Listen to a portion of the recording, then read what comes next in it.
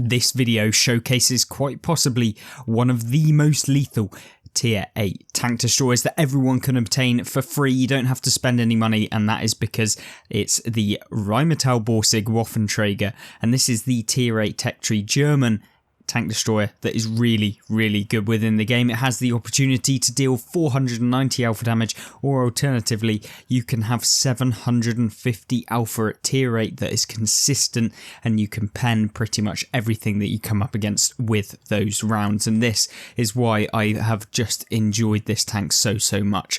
Other key aspects of the tank in question are that the view range and the camo of this tank are unbelievably good. You can see here on the statistics screen in the bottom right hand corner, view range 452 meters. What's the concealment? Well, if you look, detectability 196.76 meters, which means that you have well over 2 times the view range that you do have your still concealment, which makes this one of the most stealthy tank destroyers at tier 8, if not the most stealthy tank destroyer.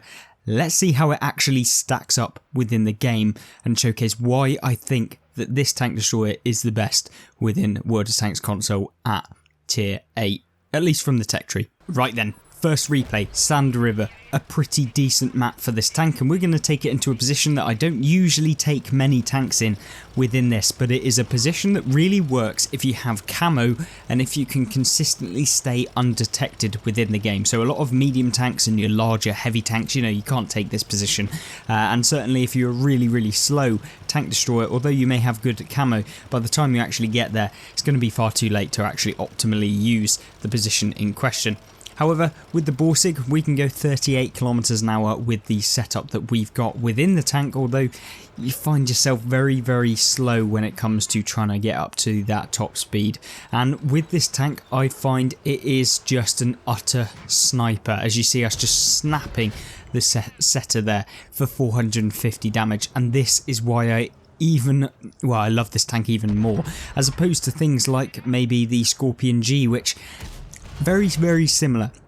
Scorpion G has the mobility, but this tank just has the accuracy and the ability to just put out punishment onto a lot of the opponents, and 5.6 seconds to reload for 490 alpha damage per shot means that, yeah, you can dish out the damage and pain really quick with this tank. It's so exciting to play, especially if you take it into a more forward position. As you can see here, we're literally out in the middle of the open and we're not even getting spotted. Now, one thing I do want to note is obviously snakebite there. We have to be careful. We can't just kind of sit out in the open for too long, and this is the position at which I'm talking about. So we can move down into this position from the open area, and pretty much we're not going to be able to get hit from any real direction unless they super rushed the left hand side, but even then you'd probably have retreated by that point. But moving forward and trying to get into a more aggressive position where we can dish out even more damage to a wider variety of opponents, and this is a position that I always like to take if the game allows it and we can actually move forward like we're doing within this game. Obviously 1500 damage is nothing to sniff at, and certainly this early on in the game with this many opponents right sat in front of us means that, yeah, we're going to be able to have a really good game. And see the 45 TP there, completely taken out, he's gone, and 2300 damage is what we've managed to rack up. One thing I want to be careful of is obviously if the heavy tanks push down to our left, it's not going to go too well, and so we have to be a little bit careful with that. But from this position, what we can do is actually detect a lot of opponents that maybe other people wouldn't have been able to, and unfortunately for the A44, he's never going to be able to spot us before we take him out, and that is the end of the game for the A44. Obviously from this point, what can we do? We are the furthest forward, we don't have any armour, the Borsig does not have armour. HE rounds are your arch nemesis within this tank, and so you really do want to remain undetected. That is where the tank is primarily focused on, and so you want to keep it that way. Obviously, tier 6 tanks, yeah, they're going to be punished severely if they get hit by this hard hitting 490 alpha damage gun of the German line, and so yeah, I think that this is where this tank just becomes so punishing for the majority of players that are in this game. Obviously we note that the T-77 had a little bit of vision on us from that point, and so we need to be a little bit careful when trying to decide to push up again over to the left and support the rest of our teammates that are over there. It's a pretty close game, 9-8, which means that we can't decisively win, but when a T-34-88 crests the ridge that close to us without getting detected, we just have to take the shot and take him out of the game, and we can move down into this position here, which provides some excellent cover. And if the worst case scenario comes where they just decide to rush, we can actually reverse down the slope and be protected, and then if they then decide to come down that slope, we're going to be supported by the rest of the entire team, so it will not be worth it, even though we may end up getting taken out. But Sturmpanzer there, definitely a tank you don't want to be messing around with when you're in a Borsig, because you don't have any armour, and so if you do decide to get hit by that thing, you're going to lose if not all of your hit points with this tank, so we have to be very, very passive. I'm not going to poke it, it's just not even worth it. We're just going to keep him lit up, and if the opportunity arises, we'll get an extra shot of damage into him. And talking about the opportunity arising, Sturmpanzer's never going to get there, and we'll put a nice round into him. T-77 comes out trying to get us, and we can just pull back into this lovely position. This is where having great camo and using your map knowledge can really become super beneficial, especially if you're playing a tank destroyer that is just so crazy as this one. And that's why I do really, really love it. And with the APCR rounds that this gets on this gun, obviously on the 155 or the 15cm that you can get, you have heat rounds, but on this one you are getting those APCR, which means that you can really pinpoint all of the opponents that you're going to be looking at. From here we can see the Draugen. Obviously we've just noticed that he went through that little gap, so we'll just pre-aim that and get him again. From this point we just got to be a little bit careful, don't want to lose all of our hit points to things like the Draugen, which do have 480 hit points worth of damage if he manages to pen us with Hesh rounds, which he 90% of the time will actually manage to be able to do. We'll put a nice round into him again, take another 500 damage away from him, and yeah, this is just where this tank becomes so fun to play, and where you've just got opponents lining up in front of you and you can just dish out that damage. 5,123 damage within this game. It's been a pretty nice one for us to actually achieve what we wanted to within the game, and although we haven't necessarily had to do too much with regards to pushing super hard or doing any real aggressive manoeuvres, you don't really want to within World of Tanks, because that means that you've probably not played 100% as well as you maybe could have. And if you don't have to do that, why would you want to, when you can just snap rounds into people and deal damage this way? Charioteer here, coming up at the end of the game, put a nice round into him, hopefully sets him on fire obviously, and yeah, we decide that capping is the best way to win the game when there's literally 2 opponents left. Very, very triggered that I didn't get to finish off any more damage and potentially hunt down that light tank at the end of the game. I really do despise capping. It's kind of one of those things that if you really have to, it's the last resort, and even then, to be honest with you, the amount of games where it comes down to having to cap to win, so minimal that it's not even worth going towards the cap in 99% of the scenarios. But there we go, a fantastic result nonetheless, picking up the 2nd mark of excellence after revisiting this tank after unlocking the Grilla and the Waffentrager Alfie 100 and the Mastery badge, of course. 5,744 damage, 4 enemies destroyed, and let's jump into the next gameplay and showcase some more. Now, might I say, Teatval Ridge, one of my favourite maps that's come back in, as I usually do when this map gets featured, but you can see here, we are going to make our way over towards the right and the hill area that is right next to the cap circle, because that is where we can get some early damage and then relocate as and when we need to. And this is a strategy that you want to be using if you do play Teatval Ridge. Teatval Ridge, primarily what you need to do if you're playing in a tank destroyer with camo is remain hidden, obviously, and there's plenty of opportunity that we can use within this game to do that, and that's why using trees, using your knowledge of the view range of your tank to be able to detect opponents when you knock down certain trees and position yourself in the right area where your actual view range is getting used effectively, because if you're sat up against a building, you're not going to be able to see through the building. At least I hope no one thinks that, but Anyway, regardless, let's move up to this hill area. We're going to knock down a few trees when we get up there, and I'm going to show you the kind of trees that you want to be looking at to begin with. One thing I want to talk about the Borsig in particular is that what you really need to be doing is predicting where you need to be, because this tank, as we mentioned, is not necessarily the fastest tank. It isn't as forgiving in terms of if you've placed yourself in the wrong area as something like the Scorpion G, where you can just prance around the battlefield at like 50 kilometers an hour in essentially a Panther with the Borsig gun on top.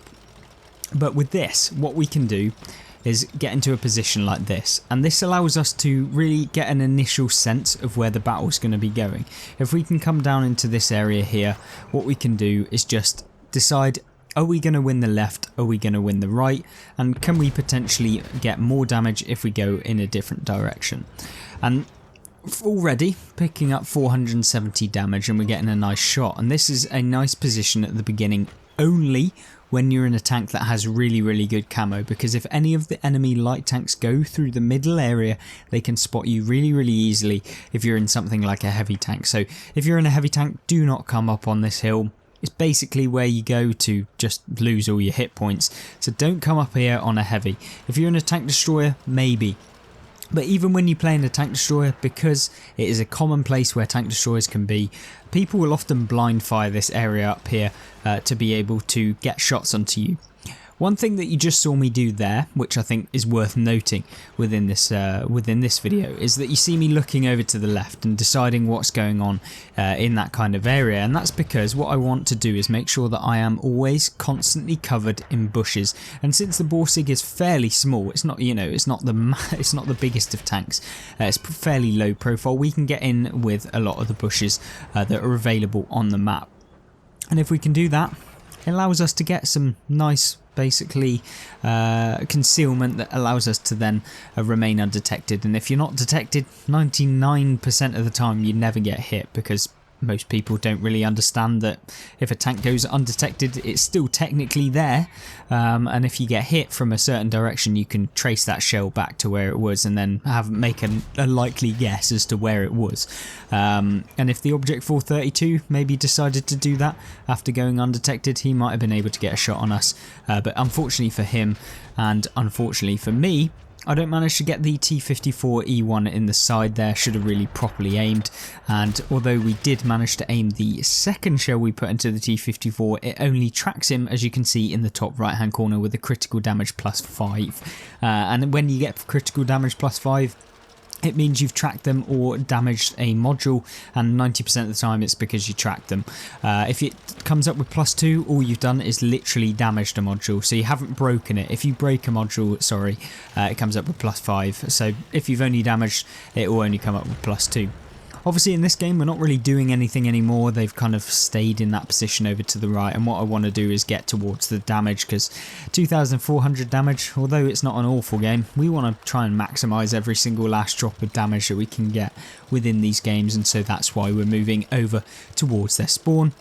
And in doing so, maybe we open up the opportunity to get a shot onto the tanks that are over on the right hand side, and then if we do that, we may be able to get some extra damage. Obviously 2,400 damage, something that I feel like is very easy for the majority of players to achieve. It's just about the map knowledge. It's about using the tank to your advantage. If you're trying to play the Borsig like a heavy tank, it's not going to work. This tank is all about sniping, making sure that you're putting rounds into opponents. And just because you're a sniper doesn't mean you have to sit at the back of the map. It just means that you have to keep yourself at long ranges to where the opponents are detected. I don't have to be sat at the back of the map in the spawn hoping that someone comes out and comes within on my view range. We can literally move forward and place ourselves in the middle of the map, so long as that there's no one just directly standing right in front of us. And people always kind of confuse tank destroyers in that regard. Sometimes you have to push up to actually get any damage or have any impact in the game. And that's exactly what we're doing here. And of course we're getting spotting damage for that. If I'd sat at the back, 90% of the time I'd just be spotting for myself, and I wouldn't be getting any extra combined damage, which also helps you go up on your marks of excellence for those of you wanting to do that. We detect another enemy here, the SU-130PM, who unfortunately, just as we try and get around into them, they go behind the tree, but that doesn't matter because we can put one round into them and get even more assistance damage here. You can see we're up to 900 assistance, which is really decent actually for a tank destroyer in this kind of matchup where there's not actually that many opponents left alive. HMH FV, well, the 3805 is a tank I absolutely despise. A premium artillery at tier 8, yeah, very nice to take that one out of the game, and I really enjoy always taking out artillery within the game. It's always a little bit of one of my guilty pleasures, although not necessarily that guilty. I'm sure many of you enjoy that too. Unfortunately get a little bit of a lag spike, which is a common occurrence when I'm playing World of Tanks, because yeah, why not? Make it a little bit difficult for myself. But 3,700 damage, 900 assistance. Let's move towards the SU-130PM now and get some extra damage potentially. And obviously, I'm going for the content. We're going to go for the RAM, and that is exactly what we'll do. Obviously, Borsig weighs absolutely nothing. SU-130PM, I know, is going to weigh more than me, but it doesn't matter. We'll just jump on him and plop a little round in there, repair our tracks, and then the Spick over there thinks he can get a nice round into us. Unfortunately for him, the bridge is in the way and we have German accuracy. So there we go, taking him out of the game and getting us some nice damage result there. Obviously the game prior to actually getting the second mark there. Really good result. Obviously completing a load of challenges, a victory, coming top of the team, 4 enemies destroyed, 3,917 damage, 1,600 base experience, 908 assisted, 4.8k combined. Really good result, and for most people that would be a really good result, and yeah, definitely a result that you can expect in the Borsig so long as you're playing it in this kind of way. And I hope you guys got a glimpse as to one of the best kind of tech tree stealthy tank destroyers within the game, and how you can use the high alpha that this tank gets to really push out damage and have games like this. Hopefully you enjoyed. Obviously like and subscribe if you aren't already, and thank you very much for watching. Check out these videos on screen.